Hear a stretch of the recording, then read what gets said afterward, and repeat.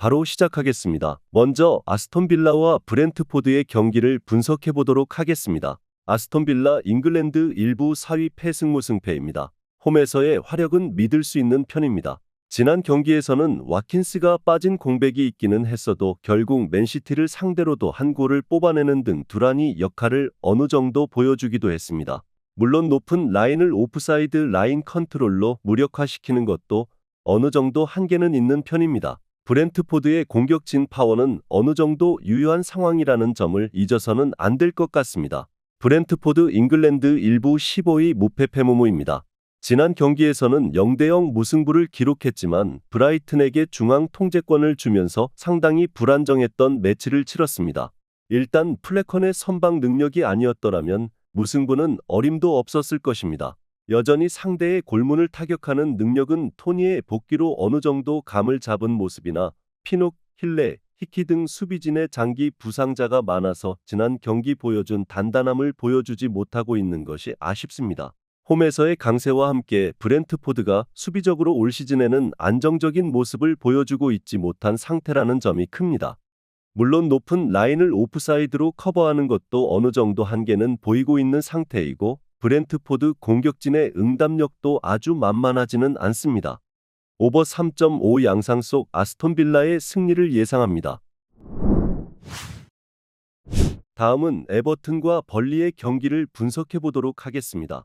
에버튼 잉글랜드 1부 17위 무패 패무입니다. 지난 경기 XG값은 1.42로 만만치 않았다고 볼 수 있겠지만 사실 페널티킥이 있었던 만큼 거품이 껴있는 상황이라고 보는 것이 합당할 것으로 보입니다. 실제로 오픈플레이와 세트피스 모두 지난 경기에서는 두각을 드러내지 못했던 모습입니다. 그나마 상대가 웅크리는 상황에서는 중원의 투박함이 큰 리스크로 보기는 어려울 것으로 보이지만 결국 정교하게 가는 것에 약하다는 판단은 여전히 유효할 것으로 보입니다.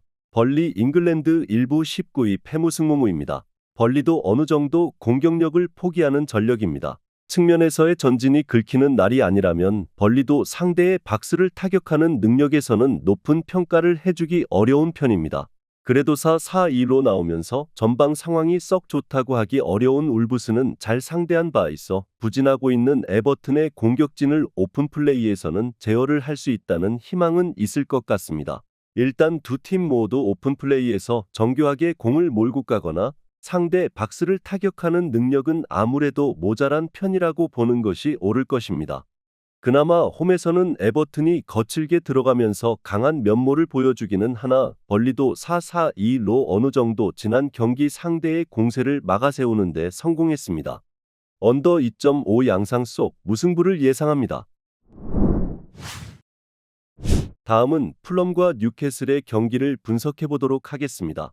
풀럼 잉글랜드 1부 13위 승패승무패입니다. 풀럼이 뉴캐슬에게는 약했습니다. 지난 5번의 대결에서 전패를 기록했을 정도입니다. 물론 뉴캐슬의 강한 프레스와 공격성은 현재에도 풀럼이 부담스러워해야 할 요소가 되는 것은 맞는데 그래도 뉴캐슬이 지난 시즌만큼 강력한 수비력을 보여주는 것은 아닙니다.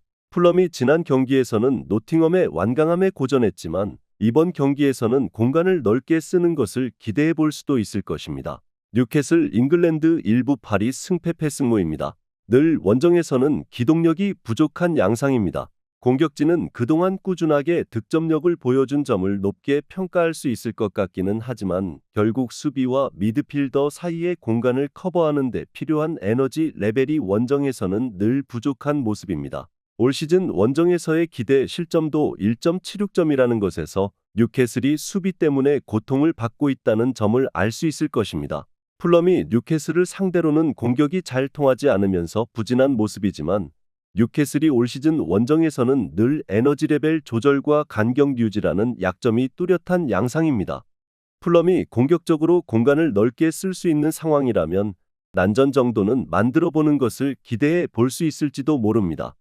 오버 3.5를 예상합니다. 다음은 루턴타운과 본머스의 경기를 분석해 보도록 하겠습니다. 루턴 잉글랜드 1부 18위 무패무패패입니다.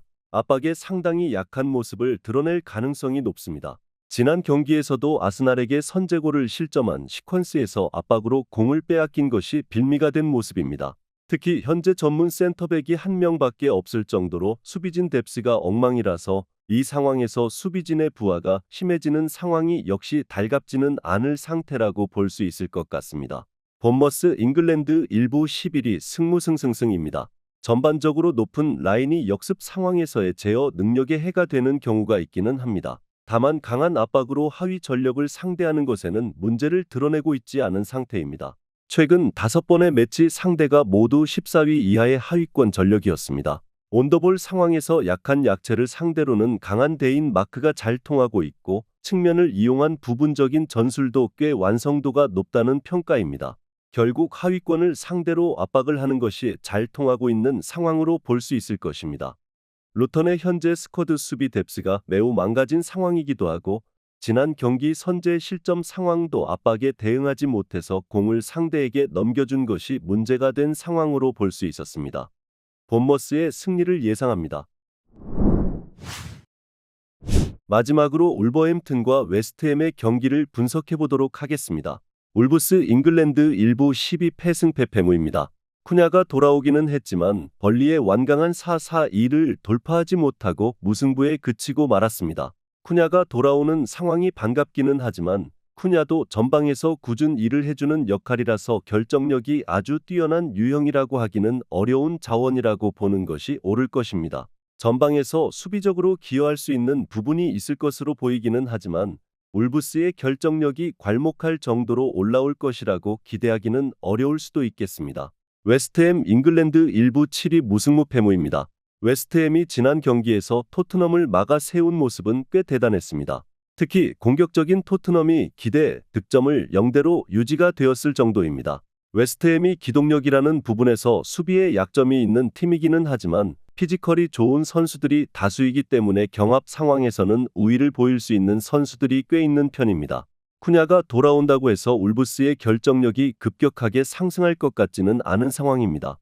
웨스트햄도 어느 정도 경합 상황에서의 우위를 잡을 수 있는 자원들은 수비에 많다고 진단하는 것도 합리적인 판단이라고 할 수 있는 부분입니다.